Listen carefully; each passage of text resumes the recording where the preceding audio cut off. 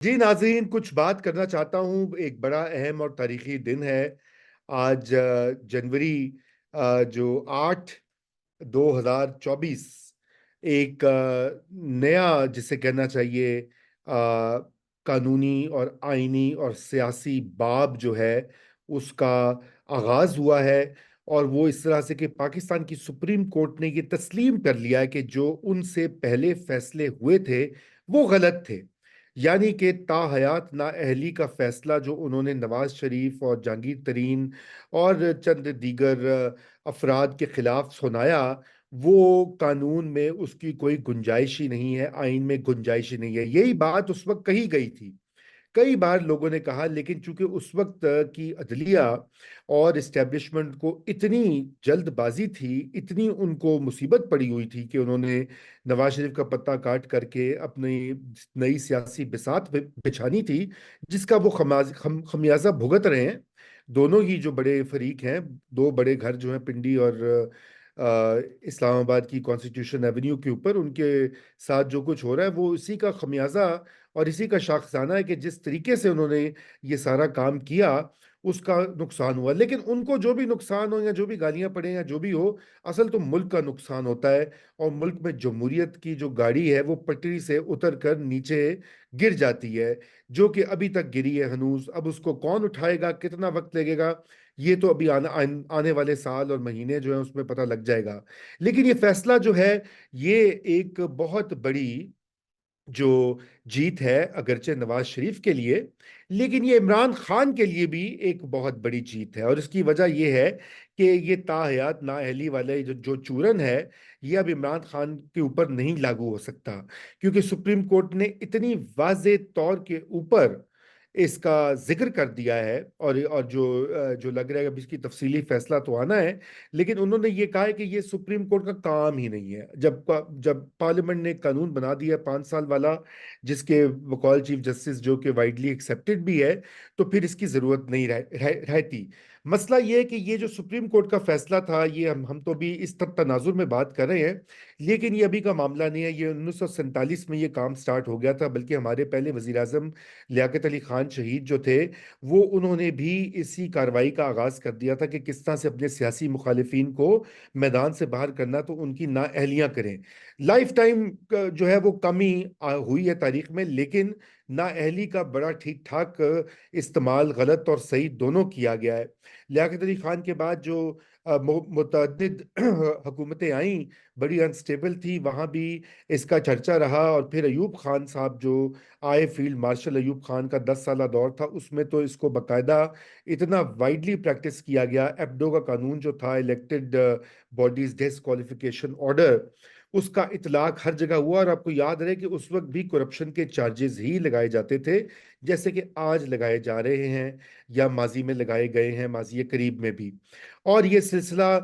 مستقل جاری رہا ہے، کیونکہ یہ ایک ہتھ کنڈا ہوتا ہے جس سے کہ آپ نے سیاستدانوں کو باہر کرنا ہوتا ہے۔ ٹھیک ہے، اگر کسی سیاستدان نے کوئی سنگین جرم کیا ہے، چوری کی ہے، ڈاکہ ڈالا ہے، قتل کیا ہے، خدا نخواستہ کوئی زنا بالجبر کا ان کے اوپر مقدمہ ہے، تو بالکل اس کی تحقیقات ہونی چاہیے، اس کا ایک فیئر ٹرائل ہو کر ان کو سزا مل کے کنوکشن کے بعد وہ آپ میدان سے ان کو نکال سکتے ہیں۔ اسی طرح اگر ان کے اوپر کچھ ثابت ہو جائے، مالی بدعنوانی، جب تک وہ باقاعدہ ایک کورٹ آف لا اس کا ایویڈنس دیکھ کر فیصلہ نہ دے، آپ یہ کام نہیں کر سکتے۔ لیکن ہمارے یہاں اس پہ پہلے ہی کام شروع ہو جاتا ہے، تاکہ میدان کو اپنی مرضی کے مطابق مینیپولیٹ کیا جائے۔ اور یہ بڑی ایک افسوس کی بات ہے، اور میں سمجھتا ہوں کہ قاضی فائز عیسیٰ صاحب جو ہیں اور ان کے جو ساتھی ججز ہیں، وہ مبارکباد کے مستحق ہیں کہ آج انہوں نے اس کو ٹھیک کیا ہے۔ لیکن ایک بہت اہم چیز جو کہ انہوں نے گول کر دی ہے، اور غالباً ابھی وہ گول بھی ہو جائے گی، وہ یہ کہ جن لوگوں نے پہلے اس طرح کے فیصلے کیے تھے، کوئی ان سے بھی پوچھ گچھ ہوگی کہ نہیں ہوگی، کوئی ان کا حساب کتاب ہوگا کہ نہیں ہوگا کہ بھائی آپ نے یہ جو کیا تو کیوں کیا؟ اگر آپ نے ملک میں، اگر ٹھیک ہے اس وقت کی اسٹیبلشمنٹ، جنرل باجوہ اور جنرل فیض ایک پورا نیا جسے کہتے ہیں سیٹ اپ لانا چاہ رہے تھے، تو آپ اس کے فریق کیوں بنے ہوئے تھے؟ اور آپ نے کیوں وہ سب کچھ ہونے دیا؟ تو جب تک یہ اکاؤنٹیبلٹی کا سلسلہ سٹارٹ نہیں ہوگا، کوئی کسی کا احتساب، کسی کا حساب کتاب، تو اس وقت تک یہ ہوتا رہے گا۔ یہی ہم ہر بار یہی کہتے ہیں کہ جی نظریہ ضرورت دفن ہو گیا، یا یہ ہو گیا، یا ایک نئے شروعات ہوئی ہے۔ تو یہ اس وقت تک یہ معاملہ ٹھیک نہیں ہوگا جب تک کہ ان اداروں کا کچھ احتساب نہیں ہوگا، جب تک ان سے پوچھ گچھ نہیں ہوگی، اور جب تک ان کی، جسے کہتے ہیں نا بقول شخصے، کہ یہ ان کے اندر صفائی نہیں ہوگی۔ اور صفائی سے مراد یہ ہے کہ وہ عناصر، وہ افراد یا گروپس جو کہ پاکستان کی سیاست کو انفلوئنس کرنا چاہتے ہیں، جو کہ غیر منتخب ادارے کی ہیجمنی جو ہے اس کو برقرار رکھنا چاہتے ہیں، جب تک ان کی صفائی نہیں ہوگی تو اس وقت تک اس ملک میں نہ تو جمہوریت آ سکتی ہے حقیقی معنوں میں، اور نہ ہی آگے بڑھا جا سکتا ہے۔ ابھی تو فی الوقت نواز شریف صاحب کو فائدہ ہوگا، وہ الیکشن لڑ لیں گے، اور این ممکن ہے، جو کہ آثار دکھائی دے رہے ہیں، جیت بھی جائیں گے، حکومت بھی بنا لیں گے شاید، یہی سب کہہ رہے ہیں، یہی دکھائی دے رہا ہے۔ لیکن یہ ایک بڑی چھوٹی موٹی ایک ڈیولپمنٹ ہوگی۔ اصل اس ملک میں ڈیولپمنٹ تب ہوگی کہ جب جو لوگ جمہوری حکومتوں کا گلا گھونٹتے ہیں، منتخب وزراء اعظم کو باہر نکال کے جیلوں میں ڈالتے ہیں یا پھانسیوں پہ چڑھاتے ہیں، ان کا حساب کتاب نہیں ہوگا۔ آج عمران خان جو ہیں وہ بھی اسی چیز کے پاداش میں اور اسی طرح ڈسکوالیفائڈ ہو کر جیل میں بیٹھے ہوئے ہیں۔ یاد رہے کہ وہ ایک بڑی مشہور